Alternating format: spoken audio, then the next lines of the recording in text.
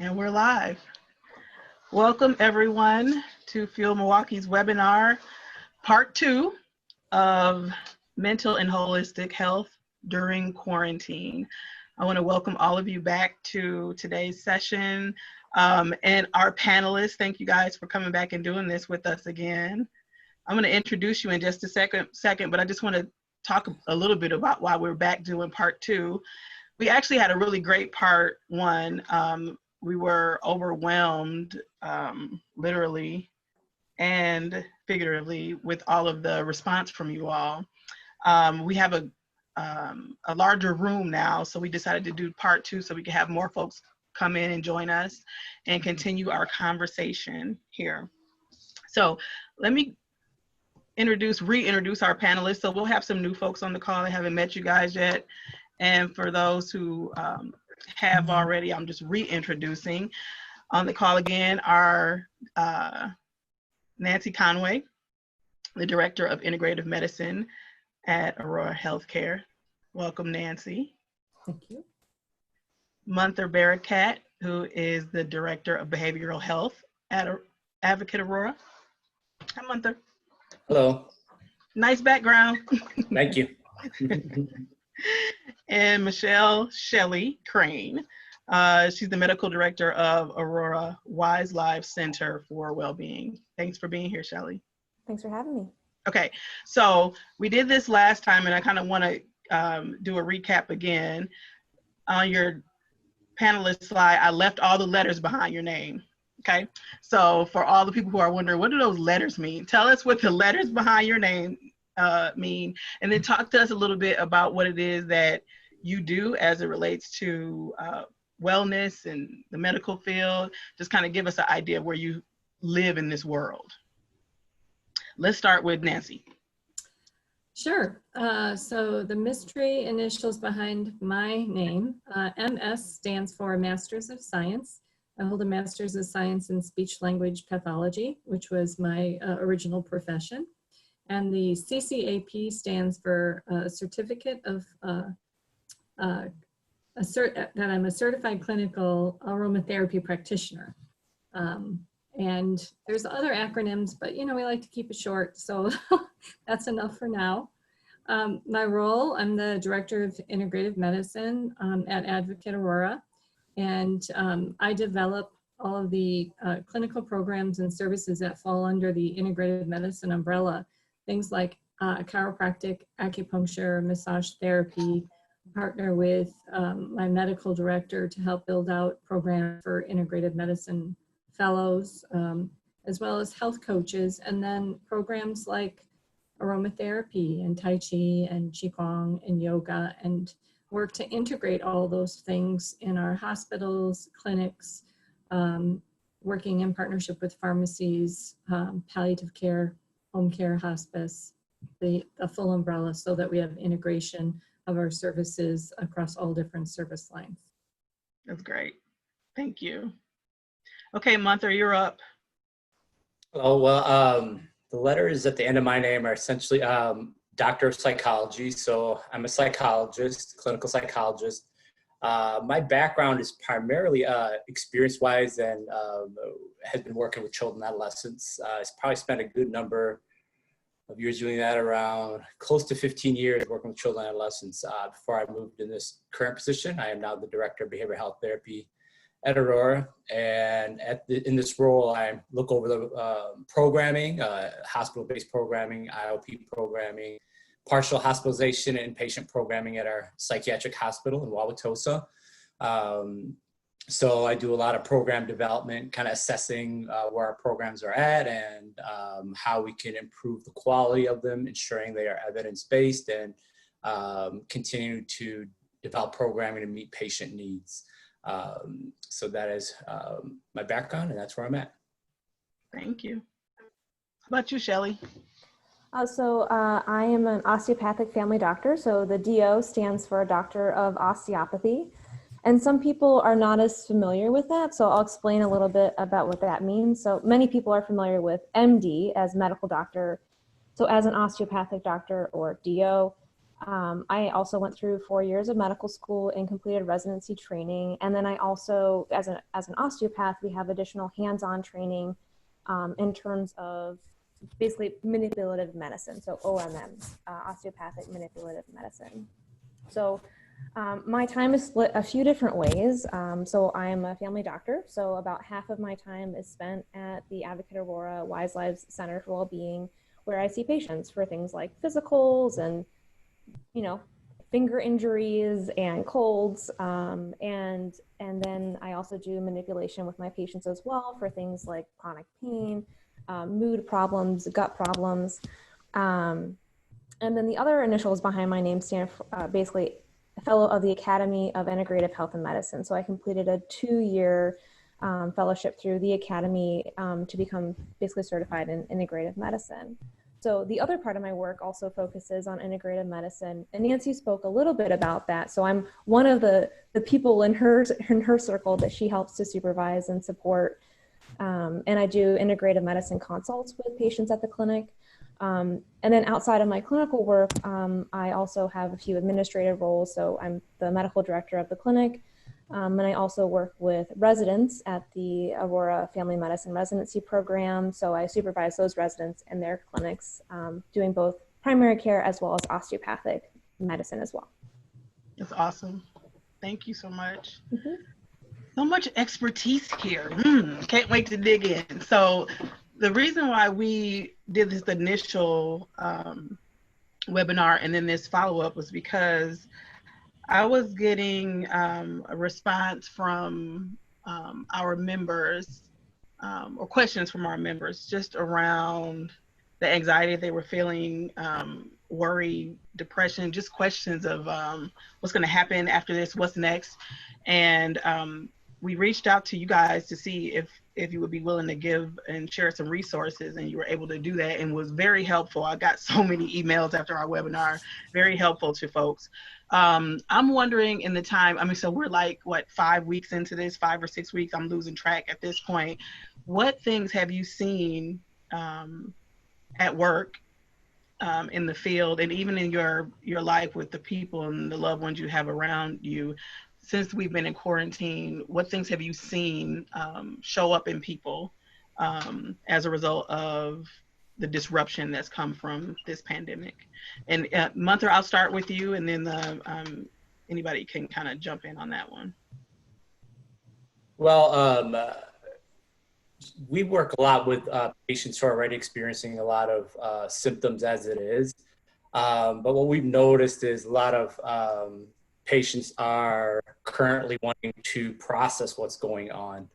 And the access to our facility is still consistent, and they're still requiring continued treatment.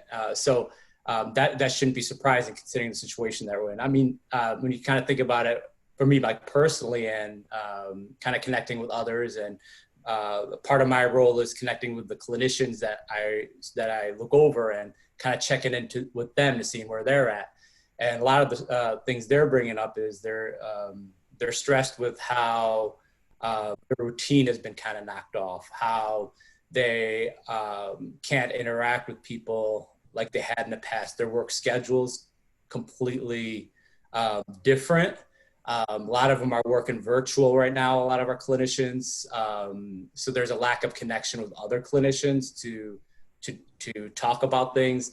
So we have to kind of work on, or kind of identify that as being a thing that our general population is experiencing right now, and acknowledge that and normalize that process of, hey, we're all in it together, and we're all going to experience stress. We're all going to experience some levels of anxiety. We're all going to experience a level of disconnect with others, and we'll have to be more mindful about how we can re-engage and how we can kind of work towards getting in a good place, and what we discussed last time, and those resources that were put together by Nancy and with input from us is a great start for us to kind of go try to get there.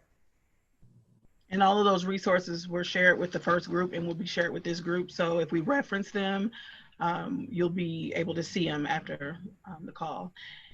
Anyone else want to comment anything you've been seeing more often now than before this happened? I can comment on that as well. So I would say, especially in the last week, even since yesterday, a huge uptick in insomnia. So people having trouble with sleeping when they normally didn't have trouble with that in my primary care population. I also, it seems like with the new safer at home order that was announced last week, I think a lot of people were holding off and reaching out. I know things are on the quieter side for our clinic, and I think have been that way for many clinics and even the ERs and urgent cares. And I think now that people are realizing like, oh gosh, like there's a lot longer time, I really can't put this off anymore. I mean, I think my inbox was overwhelmed last night, or yesterday, I should say, with messages from patients with things that have been coming up and I think we're hoping would go away, or we're hoping, you know, like, okay, well, maybe once things get back to normal, I'll reach out, and now are kind of realizing like, I have to address this now. So chronic issues that are poorly controlled because they had missed appointments and didn't get follow-up labs. And I know ERs are starting to see that as well. So people who have high blood pressure, kidney problems, heart problems, who haven't been managed the way they normally are, and now we're starting to see that too. So and I would say early on, I know that in the family medicine world, at least, we were somewhat anticipating that could happen as we go longer and longer with that routine care. But that's definitely what I'm starting to see right now. Nancy, let me ask you a question about what Shelley just said. Can you talk a little bit about the relationship between stress and mental stressors in the physical body? Like, how do our thoughts or our stress or our concerns show up? Like, could people's physical ailments be triggered by stress or their mental state? Well, first of all, I think triggers are unique to each individual. Mm-hmm. And some can be anticipated, but a lot of times you can think that you're going along in your day and be happy as anything, and then all of a sudden, boom, you're crying, or you've developed this persistent pain in your shoulder or your neck. And normally that could be something as simple as just some muscular tension. But when you have a heightened feeling of anxiety, sometimes you allow your mind to go wild and say, oh, that pain in my neck, it must mean I have cancer now. And then that creates more anxiety for you, right? And it's sort of how things escalate. So the last time we talked, we put some emphasis on the fact that you can't disconnect the mind from the body. Mind and body are connected. And so, I think a really wise thing to keep in perspective is, in most instances, everything is just fine. And that you really know how, your body knows how to take really good care of you if you deploy a few simple things like slow down, take a deep breath, acknowledge, hey, things are kind of messed up right now and I've never been through this before. But you usually can pull out some things that you've done before when you've faced something kind of icky in your life. Like maybe you don't like to go to the doctor and get shots or injections, and that's painful. And maybe you've developed some strategies over time, like, if you take a really deep breath and you look the other way for a little bit, everything's going to be okay. And, that analogy really can play into the fact that we can still go outside, we can still take walks, we still have access to a lot of things that can ground us. And if you can find those things that work for you, that ground you, and in our packet today, we certainly are providing you with a lot of really free examples. You have to explore them. They're not magic. You actually need to do them and trial them and see what works well for you. But they can be very effective at connecting your mind and your body. And if you rehearse them and practice them, then when there's a sense of urgency, you can deploy that. You can reach into that back pocket and say, this is my bag of tricks here that I have that will actually work for me to get me through this tough spot. Yeah, that packet is really helpful for people, and people really enjoyed, I think, the last webinar because of the numbers of resources available that people just, I guess if you don't look for it, or if you've never really thought about your mental health or pursued it, you just don't realize what is available to you. There were a lot of things. I want to acknowledge Eric before we move on. Eric Kennedy has jumped on the webinar. He's actually going to be moderating our the chat room and the Q&A. So if anyone listening has questions, please feel free to ask questions in either place, and Eric's going to catch it for you.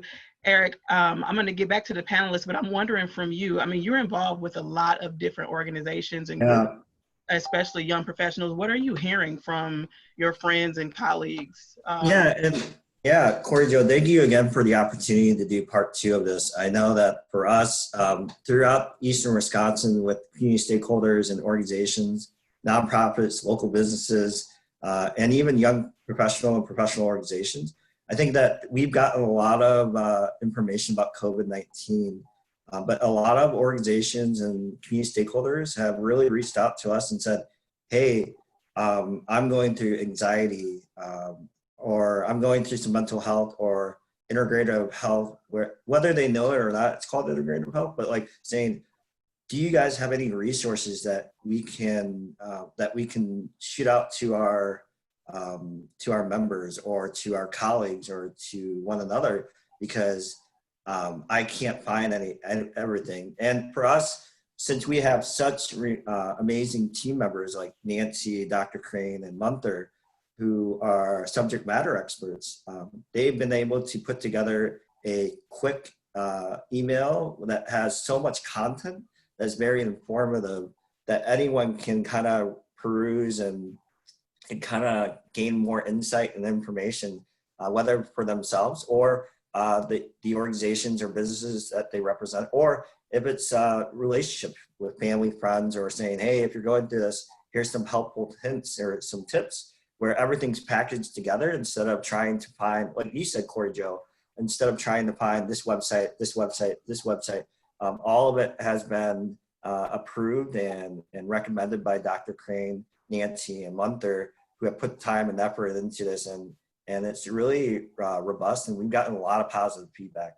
And as Dr. Crane really focuses on low-income communities, it's opportunities and resources for everyone. So whether you are in different social classes or wherever, whether you're in Green Bay or in Milwaukee or Kenosha, this applies to everyone. And it's great content, and it's very accessible for us. So thank you again for the opportunity for us. Yeah, absolutely. It is. I definitely second that. Very helpful information. And again, it'll be shared with everybody.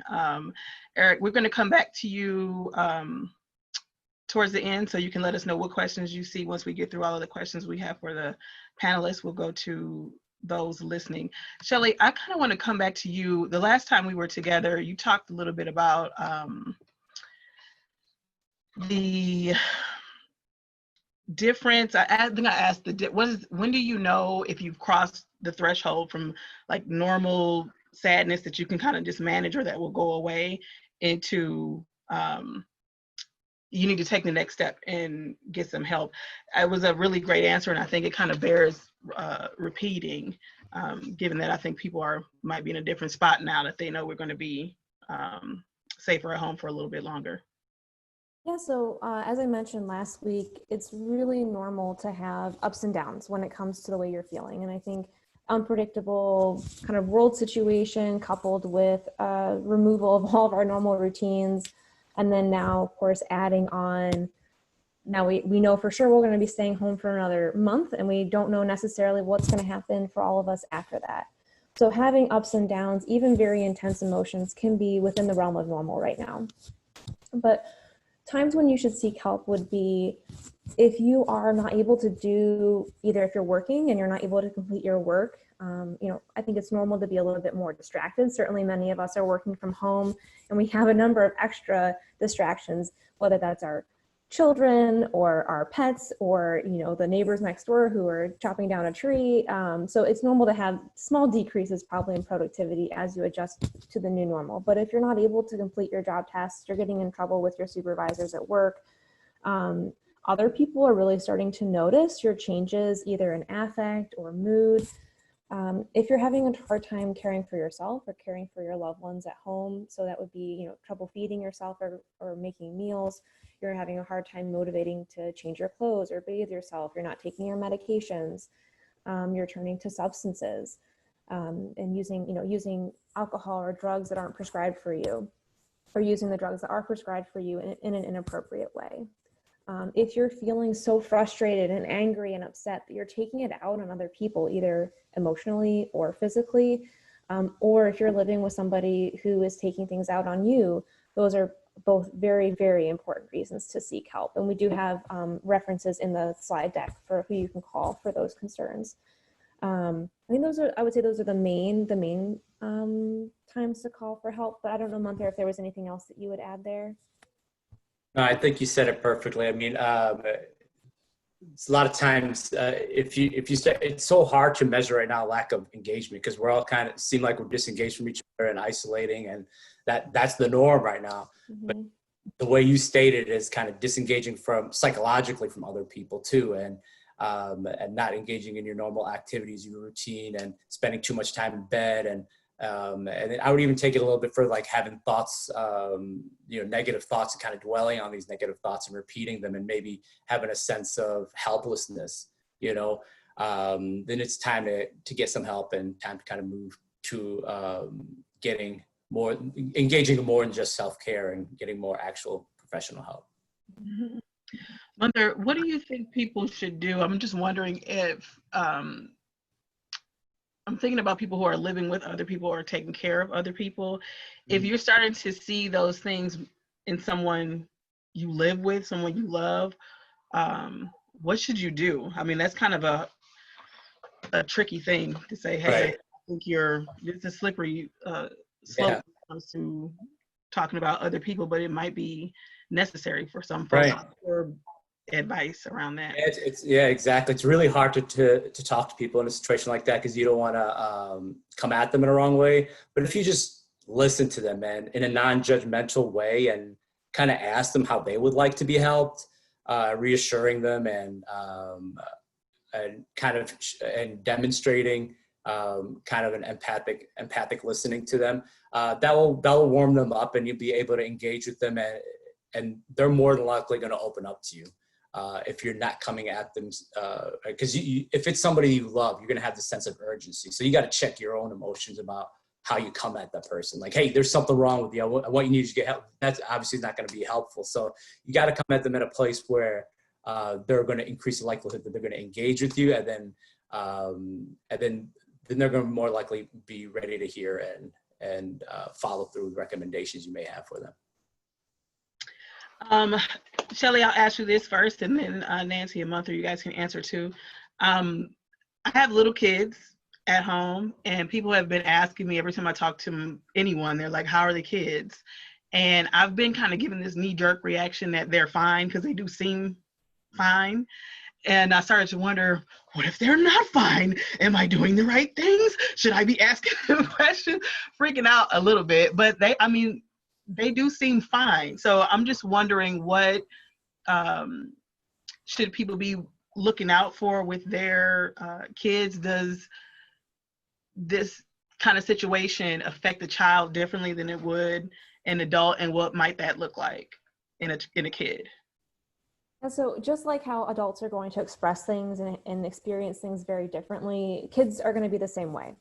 And people are so resilient, and children are amazingly resilient oftentimes. But there can be things that you can pick up on as a parent. So number one, if you're living with your child, you're going to be the best person who's going to be able to articulate their tells in terms of stress. And other things that can come up would be not just changes in mood, which can happen. So kids can become more sullen, they can become disengaged. And of course, this is going to look very different for a 3 or a 4-year-old than it's going to look for a 17-year-old.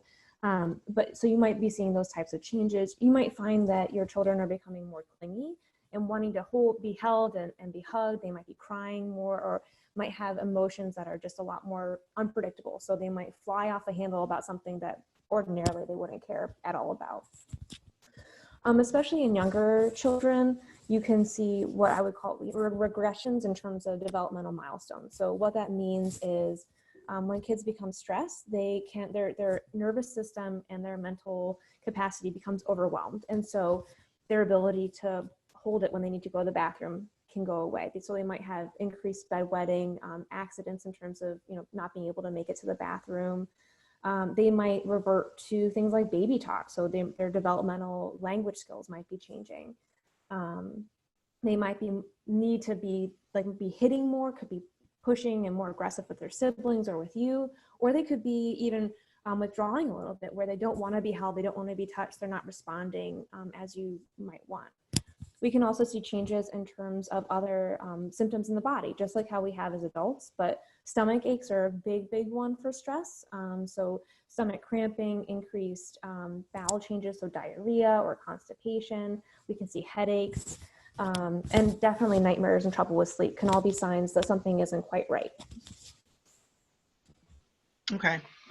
Nancy, how about you? Yeah. I would just add that if you think things are going well, they might just be going well. And again, depending on the age of kids, the younger the kids are, the stronger the imagination. And, that imagination and creativity and play can really be beneficial. And so sticking to some routines and rituals that are important to them, children love rituals. So whatever it is that you have in your household that makes them happy, that gives them a sense of like, oh yeah, this is what it's always like when I hang out with mom. Those are important things to try and, I think, continue on a daily basis. And while Shelley, I think, paints a really good picture of what to look for when things are wrong, I think we also have to look for it, what's right. And sometimes what can we learn from our children? They're really good at being distracted. They can watch, a spider spin a web for hours and be entertained. And those are really good distraction methods. And we don't know what they're learning from those types of activities either. It's just like they're hardwired for survival in a lot of ways. We forget as we age, play, creativity, fun, because we're tied to work so much. So again, I think sometimes if we sit back and watch the kids and bring back that little power of play into our lives, we might do better ourselves as adults too. So true. So true. Okay, so I'm wondering, we'll transition into more of what people can do for themselves. But before we get there, I'm thinking about what the challenges might be for people before they get there taking care of themselves. So a lot of times I know caregivers, if you're taking care of your parents, someone who's living in the house with you, kids feel guilt when they take time out for themselves or don't really consider self-care. Can you give any thought or advice around the importance of self-care, what it means to you, and how people can kind of reframe it in their minds? It's not, doesn't mean that you're being selfish, but you just actually have to take care of yourself to be able to continue to take care of other folks. Nancy, we'll start with you there. With just any thoughts you have around that, because I have a sense that people are struggling with that. Yeah, in healthcare, really, we have this emphasis that self-care is not selfish. Self-care really is a responsibility. You probably think and overlook the fact that when you get up in the morning, you brush your teeth, and that's an act of self-care. It's a small act of self-care, but many people wouldn't think about not brushing their teeth once or several times a day. And if you don't engage in some form of self-care for yourself, whatever it is that's important to you, you won't have that pillar of strength on, the strength to draw from, to give your energy, your physicality when it's required to another person, right? So for me, it's easy to reframe. If I want to be of service to others, I have to take care of myself first, because then I can save others. I was a lifeguard. I was a swimming instructor, and that was like one of the very first rules. You have to learn how to swim yourself. You have to learn how to save yourself before you can save others. Simple, very simple advice. Yep. Okay, I'm going to start to share my screen as I ask this question of Shelly. I know we talked a little bit about schedules and scheduling, the importance of keeping a routine in a schedule. So I've been seeing these different schedules online and things that people are doing. So I've been seeing two things where people are really getting serious about scheduling their time, and then just like this quarantine schedule. And then other people are like, oh, don't make the kids get dressed, and oh, just wear your pajamas when you're on your webinar, and I'm just relaxing, and have a glass of wine at 2 o'clock. Forget the schedule. Do what feels good. So I'm like seeing both of these schools of thought. I'm finding that the more I stick to my normal schedule, the better I feel. And so I'm just wondering, we'll start with you, Shelly. What are your thoughts around scheduling? I know that it's important for us to have a routine. Are there things that right now it's like, if it's too much of a bother, don't bother, and other things that are like, okay, you really need to make sure you keep doing this? Well, I'm not an authority on anybody else's life. And I would say that it's going to be different for everyone. I feel like that is the theme of this, and that some people are going to feel awful. If they walk around in their pajamas all day, they're going to look in the mirror and they're going to feel so schleppy, and they're not going to want to do anything, and it's going to affect their quality of life. For other people, that's how they live their life every day. It doesn't affect them at all. They would much rather wear their comfy leggings than to put on a pair of dress pants. And so what I would encourage is a sense of curiosity for people individually to play around with it, see how they feel with having more or less structure. I would say having some type of general structure does usually help people to feel better. So, I'm going to get up around a usual time, go to bed around a usual time. I think maintaining sleep hygiene, so with regular bedtime and waking time, is really important. I think having time allotted for nourishing yourself with food and exercise is really important. And I think sometimes when we work from home, we can get caught up in things. We don't have the usual things that cue us into what time of day it is sometimes. So I think developing a routine that way for yourself. But I'm looking at the screen at this quarantine schedule, and it makes me feel like I'm getting palpitations. That super stresses me out. That would not work for me, because I would become really rigid and I would feel very stressed, and that's not necessary, So I think having some anchors to structure your day around. So eating breakfast and having a cup of coffee, a conversation with a loved one, doing a work project, kind of figuring out what works for you and then going from there. I don't know, maybe other people have different opinions, but that would be my perspective on that. Anybody else have a thought they want to share? Yeah, essentially creating a schedule is just pretty much putting a structure for yourself. And even with especially with children and adolescents, especially younger children, they need that sense of, even though they tell you they don't want structure, they don't want a schedule, but it creates a sense of safety for them, a sense of knowing what's happening, predictability in their day, that helps them and helps ground them. But in these times, we can't put too much pressure on ourselves to create a schedule that includes everything that we would normally do on a normal day. So we have to be realistic with regards to how we create the schedule. But as long as there's some kind of structure to it that puts us in a format where we understand what time of the day it is, and we understand what's coming up next, and then our kids are kind of involved in it as well, that helps increase the likelihood that our children won't start experiencing symptoms. We'll feel like we're grounded, and we increase our productiveness throughout the day. So I'm all for schedules, but I feel like that we have to be very mindful about how we create it and realistic with regards to how we create it. Mm-hmm. I just like to throw in there, I love what Shelly said about curiosity, because if you can stay curious and in a learning mode, you can really engage yourself to take yourself to a whole nother level. And when you're in learning mode, it's really hard to focus on something negative, because as you bring more and more into your body, more and more into your mind and into your body, you change your perceptions, and that can be a really healthy shift. You wrote something that I saw, Nancy, about creativity, and when people are getting worried and feeling anxious, that once they start to give in to creativity, it kind of helps them get past that. Can you talk a little bit about that? Well, yes, I don't know if, I mean, we've probably all seen plenty of movies where you see a great artist at work and how they're completely absorbed in their work. You see a big easel, a paintbrush, all those paints, and you wonder, how does all that happen? But the individual is also completely absorbed, right? The person is absorbed in what they're doing. And I think you might have seen musicians play and how they look like they're on a whole nother plane sometimes when they're singing their music. I have a brother who's an artist and a daughter who's a singer-songwriter. And I know once they go into that mode, that creative mode, it's almost like an act of meditation, right? And so when you are creating, you're producing, and that's output. And when things are going out, there's far less time that you have, again, to like going over that monkey mind, right? Because you're so directed at producing a single product.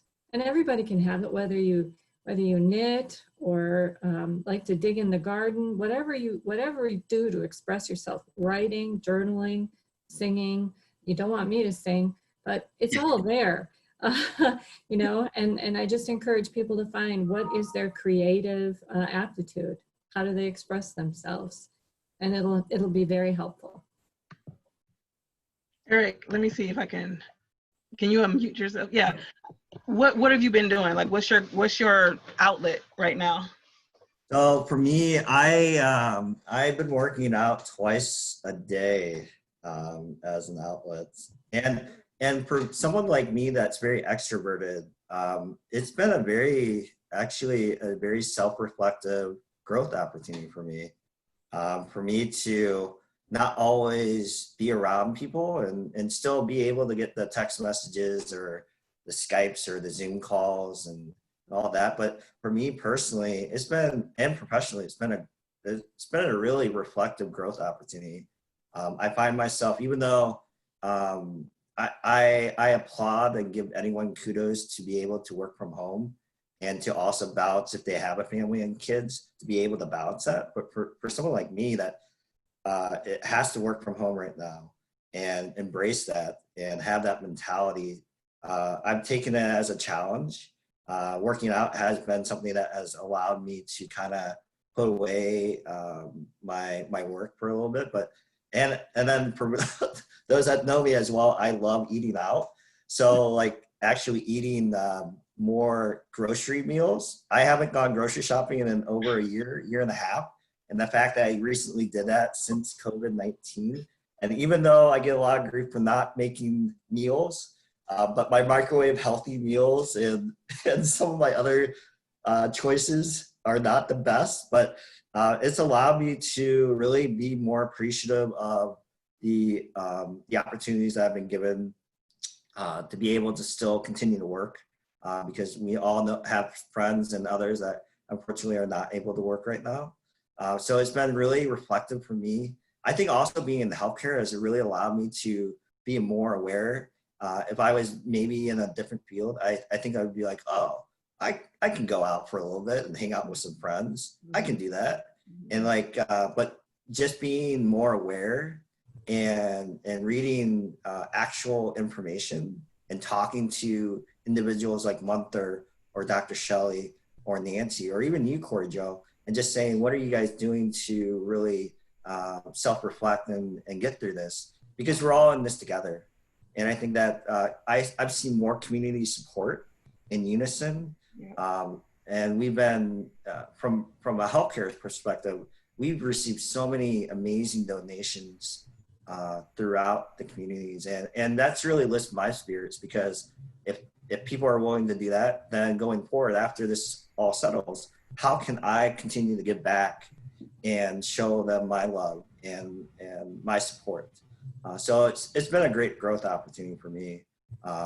But I can't wait until it gets lifted. But I know that each day, if we continue to practice social distancing and quarantine, we will get through this as a community, and we'll come out stronger. Absolutely. If I have time, Eric, I'm gonna find that picture on your Facebook of your grocery haul and show everybody all those microwave boxes. Nancy, I'm gonna share my screen again because I kind of want to go to, let me see here. You had some really great slides in the deck on meditation and practice of gratitude, and just in terms of taking the focus off of what's right in front of us, or what might be our concerns, and thinking about other people and what we're grateful for. Can you talk to us a little bit about meditation and gratitude journaling and kind of how that benefits us? Sure. Well, I chose to put a lot of different examples in here because sometimes people are really put off by the term meditation because they think it's a lot of work, or they've failed, they haven't been able, or they don't feel like they've been successful. And I think you can be successful in so many ways in baby steps. And this is one of my favorite ones. It's loving kindness meditation, or the metta meditation. And there's a host of different forms that are out there, but this one is very simple. And we talked about a little earlier about self-care before caring for others, and that self-care is not selfish. This is a really great example of directing this loving kindness towards yourself, and then connecting and visualizing somebody who may need this, and then sending that loving kindness to others. And so it's very powerful. Usually when I lead groups, I take them through a process because it's nice when you're able to close your eyes, but I add one additional thing, and I take your hands, and I also have some energy training, and your hands are powerful chakras, sources of energy, and I connect them over the heart so that you have like a closed circuit where you're directing the energy to yourself. And then go through the first part of the loving kindness meditation, combining some breath. And people express how cleansing this is often after they go through this process. So you simply take in a few deep breaths, in through your nose and out through your mouth, and then say very quietly to yourself, may I be filled with loving kindness. May I be well. May I be peaceful and at ease. May I be happy. And that's a powerful intention. And then when you go to direct it at another, I like to think I'm asking permission. So for example, if I knew Shelley was having a rough day, in my mind, I would say, gosh, I know Shelley's having a rough day. She's giving this big webinar to all these 600 people, and maybe she's really stressed. I'm going to send her some loving kindness. But I ask permission in my mind. Shelley, I'd like to do this. Do you acknowledge it? And it's a little pretend, I know that. And then I would take my hands and I would forward my hands with my eyes closed, and I would say, may you be filled with loving kindness. May you be well. May you be happy and at ease. May you be peaceful and at ease, and may you be happy. It's very simple. And I think last time I talked about the shower being a sacred place where I like to cleanse and fill myself up. I start my day with loving kindness meditation in the shower. Yeah, that's just for me. Your sacred place was my hiding place for my kids. And you're not taking time away from anybody else really during the day, right? Yep. Fill yourself up. Yep. Okay, so now I have on the screen one of the slides about the gratitude journaling, which I thought was really cool. Can you talk to us a little bit about this? I know about the gratitude journal from Oprah, who I try to channel with every webinar I host. Yes. But I feel like she made it a very popular concept, but I don't know all of the benefits behind it. And then, yeah, let's hear what you have to say about it.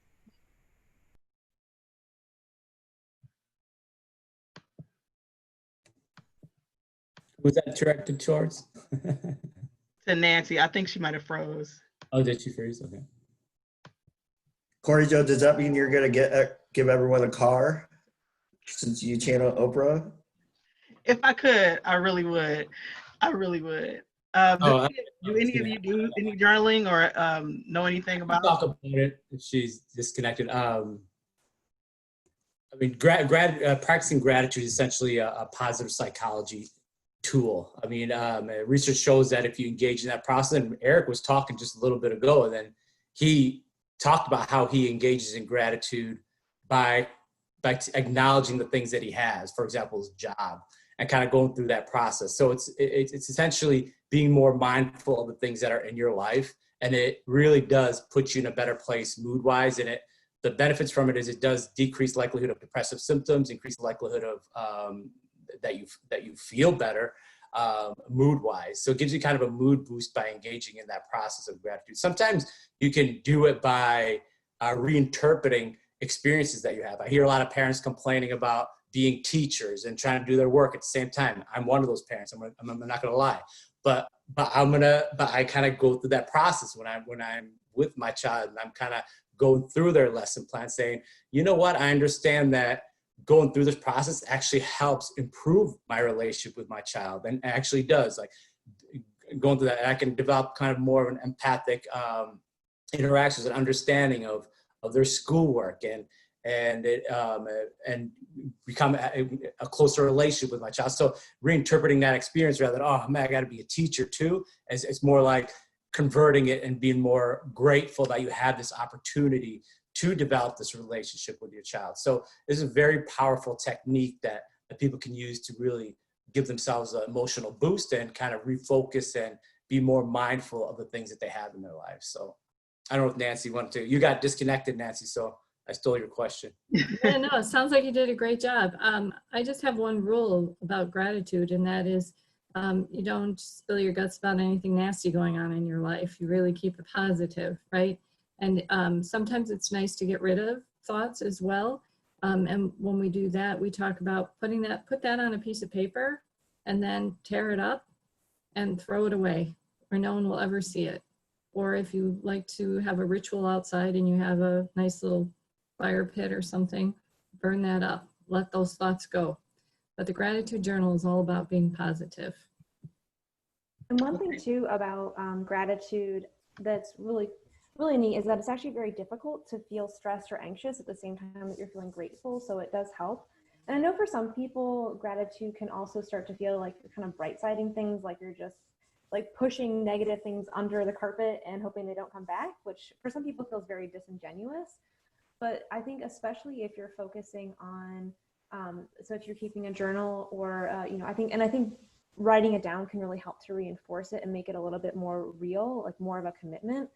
If you don't allow yourself to repeat anything, and so after a week or 2 weeks or 3 weeks, depending how cheery and grateful you are at baseline, it can be hard to start thinking of things. So what actually starts happening is during the course of your day, you develop, you're basically doing a treasure hunt.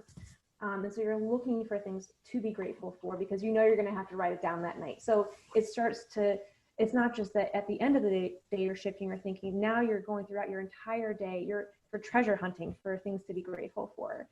There's a book, and I'm like totally blank. I heard this article or this piece on NPR, and I'm sure somebody listening was listening to that piece on NPR as well. I think it's something called like the Book of Delights, possibly. But this man writes these short stories about it, and hearing the interview is amazing. But it's that same idea that you're looking for things that are going to brighten your day, and I think that can really start to shift your entire way of looking at your life. And I just want to say this is a way of putting yourself in the seat of control, because we get bombarded in the media relentlessly by all the things that are scary and going wrong. And we get very few positive kudos from the media. We know it sells, but anyhow, this is a way for you to take control back. And if you realize that you're getting bombarded with negative thoughts or negative ideas, this is a way for you to start forming new and positive thoughts and ideas and taking control. That's great. I'm gonna go to the next slide, Nancy, because I think people really got a kick out of the aromatherapy booklet that we talked about before. You showed us a little tip. Just remind us of that tip about the pillowcase with the lavender. Oh, I have it. I still have it. Well, I have it because I use it every day. So this is just a little piece of tissue, and you can take a drop of essential oil, a couple drops of essential oil, place that on the tissue, and I leave it in a little dish right next to my work site right next to my computer so that I can just gently inhale it. It's a very easy and low cost strategy. But for bedtime, we talk about taking the same tissue that you have with a few drops of oil on it and placing it between your pillowcase and your pillow, and that you can then breathe in the essential oil scent all night long. What happens when you're breathing in something that smells good to you, or is there something going on? Is it just pleasant smell? Oh, I feel good because it smells good, or is there something scientific happening in our brains? Yeah, there's something scientific happening. So there's certain areas of your brain that are actually stimulated by scents, and then the emotions that you experience are stored there. So that when you smell that scent again, if you've had a positive feeling associated with that, you have a positive memory associated with that. Some scents work better than others, but we can all say, like, if you walk into the kitchen after your mom, your grandma, or somebody that you love made chocolate chip cookies, you're like, oh, wow, chocolate chip cookies. You can smell them coming from a mile, right? So you have that positive emotion related to chocolate chip cookies making you feel good. When we talk about essential oils, some essential oils have therapeutic properties based on, you know, the parts of the plants that are used and how they've been used in the past, and if there's memories associated with them, even stronger. But the oils that you had up there were lemon, or were mandarin and lavender, for an example. Bergamot and geranium have really lovely properties for reducing stress and anxiety. And we've even used essential oils in the surgical situation. So these are very powerful. And we just had a research study published utilizing lavender during awake state craniotomy. So we know that we're using essential oils safely in patient care under extreme circumstances, and that they can be used safely in the homes as well. So if you don't have lavender, guys, make some cookies. Lavender is my number one, but I think, Corey Joe, you also said, you know, can people use other things? And certainly things that create positive emotions. Sometimes at Christmas time, you like the smell of like fir trees. People make potpourri out of cinnamon and clove and oranges that they boil on top of the stove. While that might not have a strong therapeutic application, it certainly has a strong ability to tie that emotion, that positive emotion, to a time, and that if that creates a shift for you, that's a really wonderful thing. Shelley, I have a question for you around a lot of these questions I think I'm picking up off of social media or conversations that I'm seeing. I've been seeing a lot about vitamins or supplements or things that, you know, recommendations, not necessarily from medical professionals, but just from people saying, hey, we got to take more of whatever. Can you talk to us a little bit about that? Definitely, yeah. So I think people have the idea a lot of times that supplements, so things like magnesium and vitamin D and vitamin A and curcumin, that they're all, you know, since they're over the counter, they're 100% safe, and many are very safe to use. But I do recommend that people proceed with caution, especially those who are currently taking other medications or supplements that have been recommended by their healthcare provider, for a couple of reasons. So number one, these are active things that have an effect on your body, and most of the time they're not going to have a negative impact, but they can, just like a medication. So I think supplements and botanicals should be treated with a lot of respect because they are active in the body and they can interfere with your meds. That said, there are some supplements and vitamins that can be taken to help support your immune system. University of Arizona, they're integrated. That's Andrew Weil Center, and they really have pushed the nation forward in terms of integrated medicine. And I believe on their website they actually have a couple-page document with supplements to consider using to help support your immune system both before and in the case that you do come down with COVID. So I'd direct people there to look there for that. The Institute for Functional Medicine is another organization that has published some data around supplements that can be helpful. But I would just advise people to be very cautious. It's totally okay to use food-based supplements. So, you know, making sure you're eating your fruits and your vegetables, using teas. I know Nancy had suggested that as well. So chamomile tea, there's kava tea that's helpful for stress relief. There's, you know, nighttime tea or sleepy time tea. Those are all pretty helpful. So when you're thinking about wanting to add supplements or plant-based medicine into your life, think about doing it in smaller doses. So at food level doses, like in teas, and as supplementing your diet, like mushrooms. So adding maybe some mushrooms to your stir fry, for example, for immune support, as opposed to taking a very high dose supplement that could potentially have other effects on the body that you weren't intending. Thanks, Shelley. Mhm. Okay, Eric, what are you seeing in the Q&A and chat rooms for questions? Yeah. So, participant asked, what is the best way to talk to a child about COVID-19 and why masks are being used right now? Well, the key when you're talking to children is being as honest as you can with them and tailoring the language to the age of the child. So I'm not sure which age range the participant is asking about. If you're obviously, if you're communicating with a child that's older, you can provide more information. But being honest and providing an answer that really fulfills that question is important. Because if they're trying to fill in the blanks on their own, it's going to make them feel uneasy, and then they're probably going to be more scared. So finding the answer, not being so afraid, because as parents we have this kind of tendency to want to really protect our children from information because we feel like it will damage them. Kids are a lot more resilient than we really believe they are. Providing them with honest information is the best route to go. Awesome.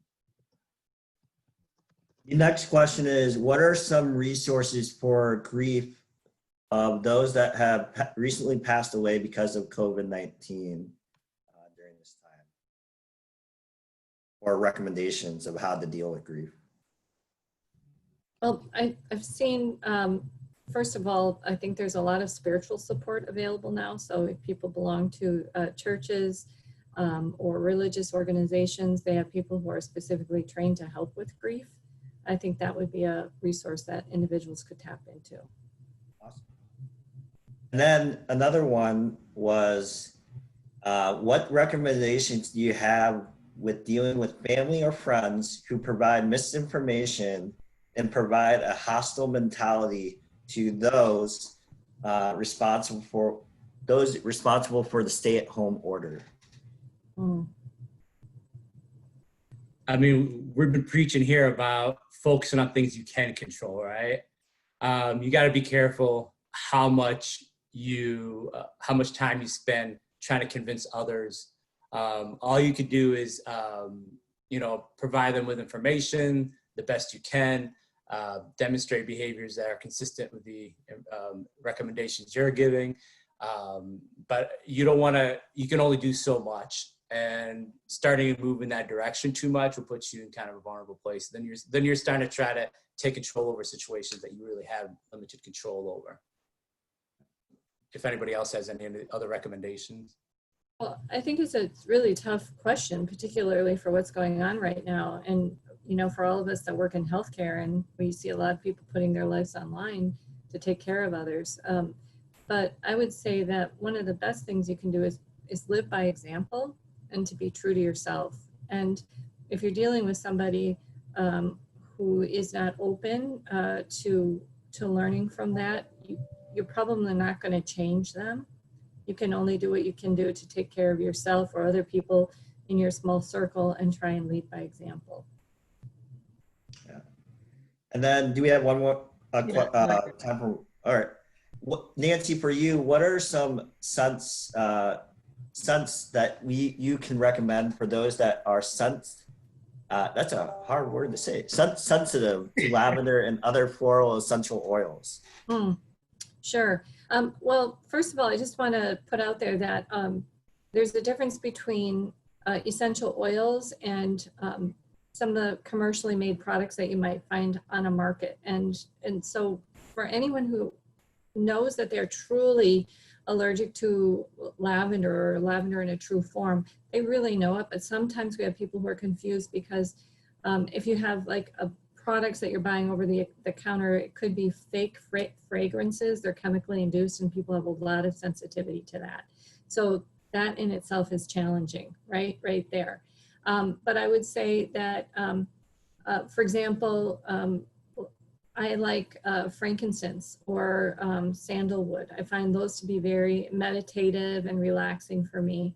They aren't at the top of the list for something that's known like lavender, but certainly there would be some alternatives. And again, going back to just citing like mandarin is in the citrus family, you know, smelling fresh fruit can be very soothing to some individuals. And then I would say if fragrances do not work at all, like pure essential oils, take yourself outside, take a breath of fresh air and smell the living scenery around you. You'll pick up a variety of scents that are very different from what's in your own home. You probably are going to be moving and walking and breathing a little bit differently as well. So not everything comes in a bottle that works for everyone, right? These are pretty, essential oils are pretty powerful and many of them work for so many people. But if they don't, you have to find other means of stimulating that relaxation response. That's a great answer, Nancy. I'm gonna share my screen one more time here, and let's bring it back to the Aurora resources. So we talked a little bit about this on the last webinar, and I just have some quick slides in here to kind of give a recap. All of you listening will have links and names and access to all of this information, but I kind of want to just touch on some of the offerings through integrative medicine. Any of you, Nancy especially, just kind of chime in. I just kind of wanted to remind them of the Help Yourself Heal online course. And that's one that has a lot of stress reduction activities built into it that you can download to your iPod or any audio system, video system that you have. Okay. Integrative health coaching is another service that it is a fee for service, but if you feel like you're stuck in a rut and you can't pull yourself out of or make changes that you want to make, an integrative health coach can help you accomplish those changes. Okay. We just put this picture in here. We talked a little bit about yoga and some other exercises and dances and martial arts. Yes, if you haven't been practicing those things before, start out slowly and don't try and push it. You don't want to injure yourself. There's no way, I practice yoga, but there's no way I could actually get into that form myself. So don't underestimate the value of small changes. And as we close out, Mantha, I'm going to direct a question to you and then any final thoughts that you all have. My question is about the last time we had this discussion, Eric and I kind of started off talking about our experiences with the stigmas or people's hesitance in pursuing self-care, holistic wellness, any of those things, because for a variety of reasons, a variety of stigmas, or thinking it's not for them, or it doesn't work, or whatever it might be.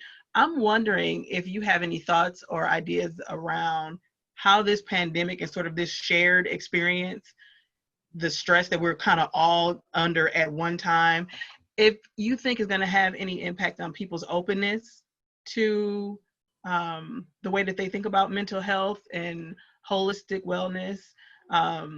Yeah, just any thoughts you have about that. That's a good question. I mean, we obviously are experiencing this all together, and this is a time where we need to kind of look past the stigma and really engage in whatever resources are out there that might be able to help us.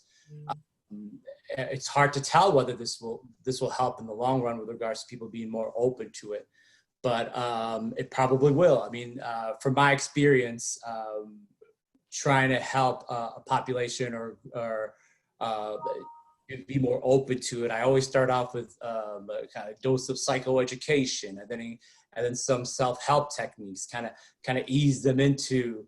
It almost gives them kind of a flavor of those experiences and those services, where there will be more increased likelihood that they will start engaging in, if they need more than just self-help and psychoeducation, that they'll be more apt to kind of engage in that. Maybe this situation that we're in right now, people are going to start engaging in more self-care stuff, and they're going to educate themselves more about why anxiety is happening, what stress does, and just that knowledge will help hopefully move people in that direction.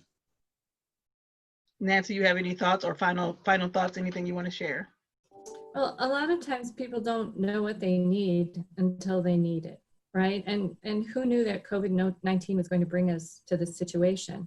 So for many people, they may not have ever experienced anxiety before. They may never have experienced some of the thoughts, feelings, and emotions and that they are now. And I guess we've provided a whole host of resources so that individuals can try to take better care of themselves.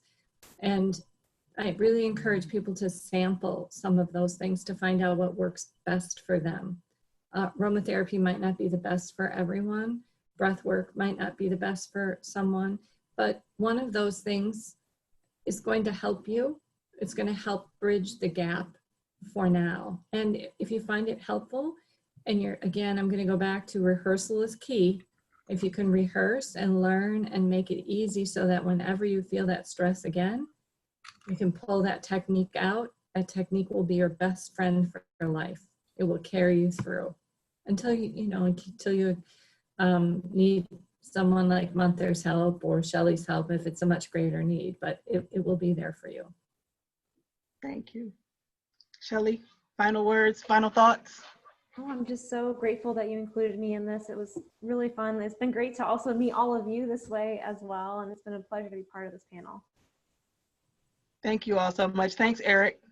Yeah, anytime. And thank you again, Corey Joe, for being open to this discussion and continuing to be an advocate and highlight and promote everything that people are doing. And we are in this together. And thank you for your commitment to make healthy happen throughout Wisconsin. Absolutely. I want to thank all the attendees and our panel. And of course, Eric, thank you for helping me moderate this discussion. Anytime I have anxiety, you'll see me doing like this. I learned to massage my ears and it makes me feel better. So thank you guys so much. I hope you learned as much as I did. Be safe and healthy. I can't wait to see you guys in person. Thank you. Bye-bye. Bye.